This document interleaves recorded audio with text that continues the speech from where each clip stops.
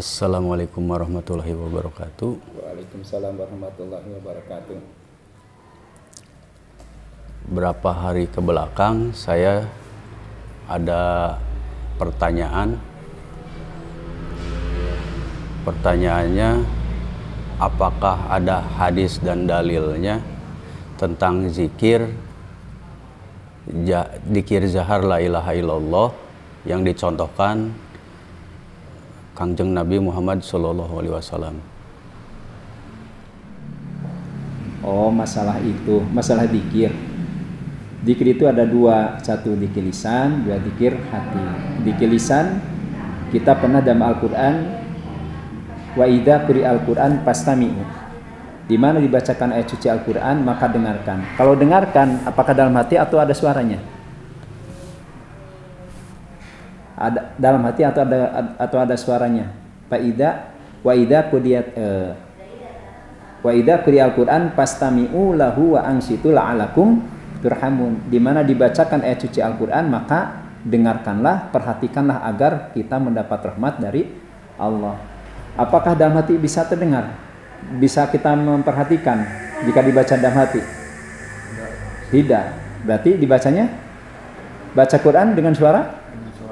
Kalau seandainya baca Quran atau berzikir dilarang, maka tidak ada yang perlombaan qiraat. Panggil. Undian kedua. Sudah di panggung, lampu nyala warna hijau. Turun. Beres. MTQ-na dapat nilai enggak? Pasti diprotes, ayo mana? Ternyata orang tersebut mengeluarkan ayat wadkur rabbaka fi nafsika tadaw wa khifatan wa duna, jadi sebutkanlah nama Tuhanmu dalam hatimu. Jadi mual maca Quran jer hate. Jadi ayat itu tidak bisa untuk menyalahkan bagi orang yang mendikir atau membaca Quran dengan pakai suara. Karena ada lagi ayat hadis yang menunjukkan dzikir lisan dan dzikir hati. Yang tadi dzikir lisan seperti dalam ayat Al-Quran di mana dibacakan ayat suci Al-Quran, maka dengarkanlah, perhatikanlah la'alakum turhamun agar kalian mendapat rahmat Allah. Itu diantaranya baca Quran. Berarti harus disuarakan. Terus takbir. Takbir. Kita setiap tahun mendengarkan takbir. Maka kalau takbir itu Allahu Akbar, tidak ada sepi. Karena itu perintah Rasulullah. Takbir.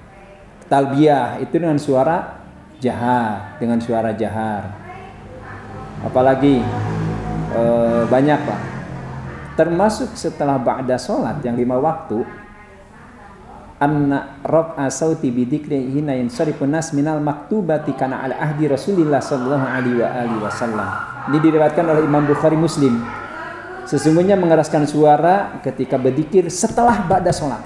Nah, zikir setelah ba'da sholat. Kuntu a'lam, justru kata Ibnu Abbas, lupa lagi, Ibnu Abbas Bahirah, kuntu a'lam, aku melihat mereka para sahabat berzikirnya keras dan aku mendengar. A'lam, aku mengetahui. Itu Bukhari Muslim. Ada lagi di dalam Al-Quran, itu dalam Al-Quran ada hadis wa in dakaroni pinapsihi dakartuhu pinapsihi, di mana dia ingat kepadaku dalam dirinya maka aku pun akan ingat dalam diriku. Jadi Allah memberikan rahmat dan memberi rahmat kepada orang tersebut karena mengingatnya dalam hati. Nah, wa in dakaroni pimalai, ini hadis sahih. Hadis riwayat Imam Bukhari, di mana dia menyebutku pi malai, di halayak ramai, berjamaah zakartuhu pi malai, maka aku pun akan memberitahu kepada mereka para malaikat, menginformasikan kepada para malaikat kebaikannya. Berarti tidak ada bertentangan, mau dzikir lisan mau dzikir hati. Jadi yang kalau dzikir pada sholat yang tadi hadis sahih Bukhari Muslim, anna rab'a sauti bi dzikrihinna yansarifun nas minal maktubati kana ala ahdi Rasulullah SAW. Sesungguhnya mengeraskan suara ketika berzikir setelah ba'da salat itu benar-benar terjadi di zaman Rasulullah sallallahu alaihi wasallam. Kuntu a'lam, bahkan aku melihat dan mendengar mereka melakukan, para sahabat melakukan seperti itu. Ada lagi nanti pertanyaan, terus kalau kita sekarang banyak orang yang berzikir jahar, boleh, tapi yang tadi tujuannya untuk apa? Apakah karena biar dengar Allah, da Allah mah geus kadangu. Tujuannya jangan mekaniku Allah, haram, da Allah mah geus kadangu. Gitu. Bahkan yang paling bagus itu bukan paling bagus, yang harusnya bukan ingin dengar oleh Allah. Allah itu tidak tuli, yang tuli itu adalah diri kita sendiri. Nutorek lain Allah nutorek, orang nutorek. Diajak perintah Allah, diperintah oleh Allah untuk kebaikan, kita tidak mendengar. Bukan tidak mendengar telinganya, tapi yang tidak mendengar apanya? Hatinya yang tidak mendengar. Jadi hatinya yang tidak mendengar. Nah, oleh sebab itu dzikir jahar, ada yang disebut dzikir jahar dan dzikir khafi. Dzikir jahar itu dibolehkan, banyak keterangan-keterangan yang tadi hadisnya, ada juga dalam kitab-kitab yang lain seperti kitab Tamilul Qulub, di dalam kitab Jami'ul Usul Aulia ada metode tata cara berzikirnya. Afdhalul dzikri fa'lam annahu la ilaha illallah. Dzikir yang paling utama adalah kalimat la ilaha illallah. Yang paling utama, semua dzikir bagus, tapi yang paling utama adalah la ilaha illallah. Itu yang paling utama. Bagusnya yang mana dzikir terserah, rek teh dzikir kita naon. Misalkan pada salat, naon cenah dzikirna teh anggar wae eta dzikir misalkan la ilaha illallah mungkul, enggak apa-apa rek la ilaha illallah mungkul pae. Abdi mah moal rek aya kursi we. Haram teu? Abdi mah rek baca Assalamualaikum. Baca salamat Allahumma shalli ala Muhammad insyaallah. Geus pulang we, boleh henteu? Boleh teu, haram. Tidak ada larangan. Daripada ayeuna Assalamualaikum damang, aya ka mana wae urang atur. Berarti dituna geus assalamualaikum mil urang. Yang diperintahkan ke Allah teh di mana geus beres salat dalikir. Assalamualaikum warahmatullahi wabarakatuh. Assalamualaikum. Dagoan. Di dapat dagoan Paham? Ta.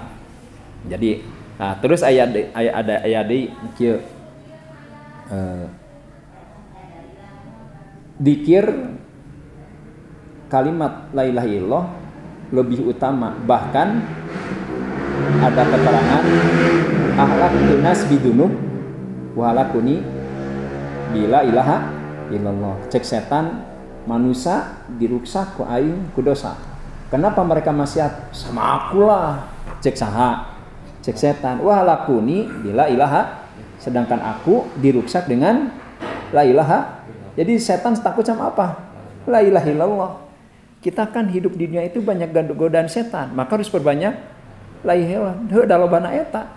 Bahkan di dalam kitab Bustan Wa'idin, manusia itu satu orang itu kalau nggak salah 360 setan. Bayangkeun sehari 360 setan. Pantesan orang subuh kaberangan wae. Nya, subuh kaberangan wae. Salat hese, ngaji hese. Beda meureun. Satur sapoe, sapoe hiji jelema 360 setan. Ai la ilaha illallahna sabaraha kali? Ngajak kali. Cek setan aing mah eleh lagi ku la ilaha illallah, diruksakna teh ku la ilaha illallah. Tah, ada di dalam kitab dzikir pakai metode. Dzikir pakai metode. Metode itu cara, bahasa Arabnya thariqah. Ada dzikir pakai cara, pakai metode. Di dalam Al-Qur'an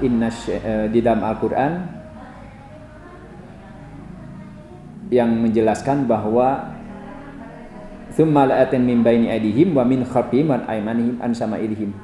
Tsumma la'atan min baini aydihim wa min khalfihim wa an aymanihim wa an sama'ilihim. Setan itu menggoda dari depan, sombong, riya, takabur, dengki, dendam, serakah dan sebagainya. Wa min khalfihim, dan dari belakang, aymanihim dari kanan, terus yang sebelah kiri. Depan, belakang, kanan, kiri. Kalau orang Sunda bilang digembrong. Mereka dia setan, dia setan. Jadi orang tadi digembrong, dirempuk ke setan. Maka di dalam Tanwirul Qulub ada cara pengucapannya. Cara pengucapannya ketika pengucapan la min tahtil usroh di bawah pusar, hatta yantahiyala dimak ditarik sampai bun-bun.